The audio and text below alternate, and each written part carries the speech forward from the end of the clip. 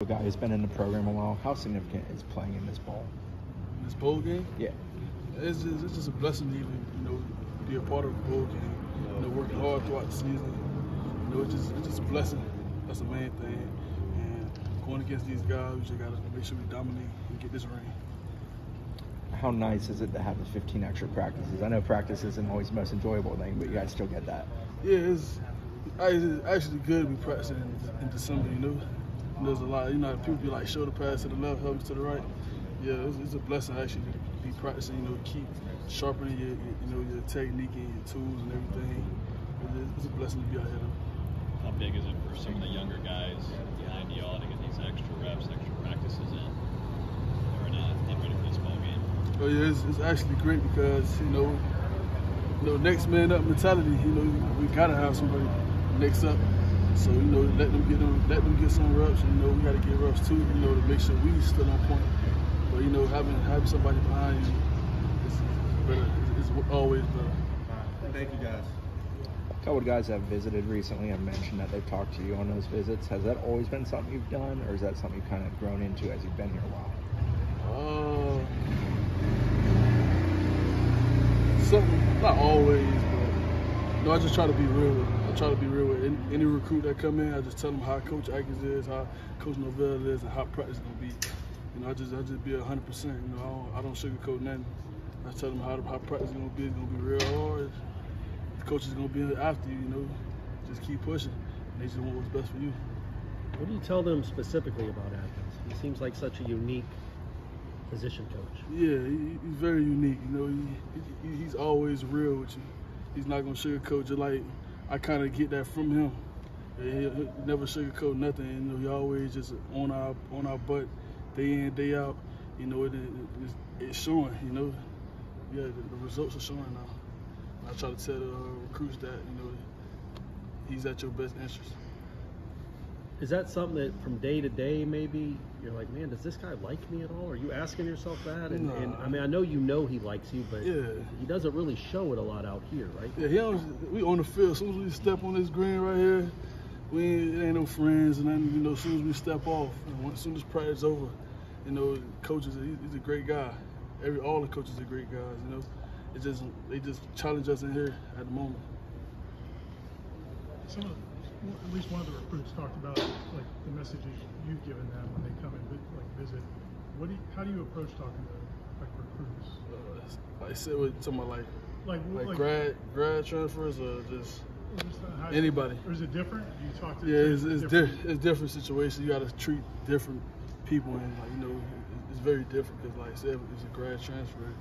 You got to be 100%. I'll be 100% with anybody though. But it's just a process.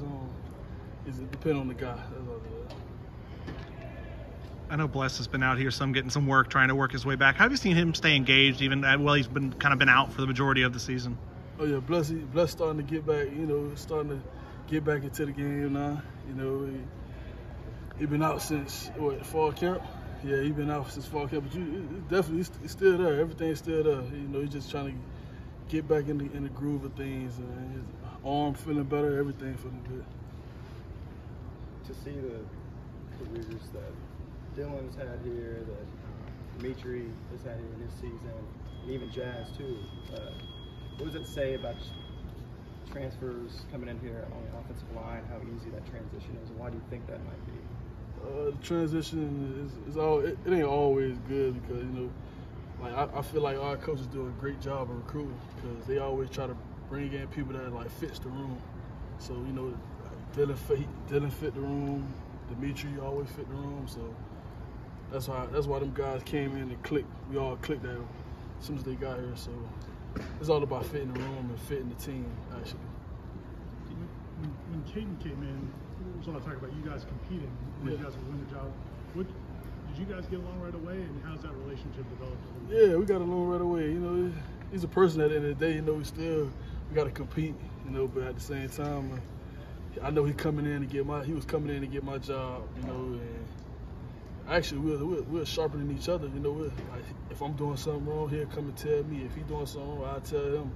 But it wasn't never no beef or nothing about the situation. But yeah, he came in and actually pushed me a lot. and this is one of my best years because he came in and pushed me. It seems like he's been positive. Yeah, always positive.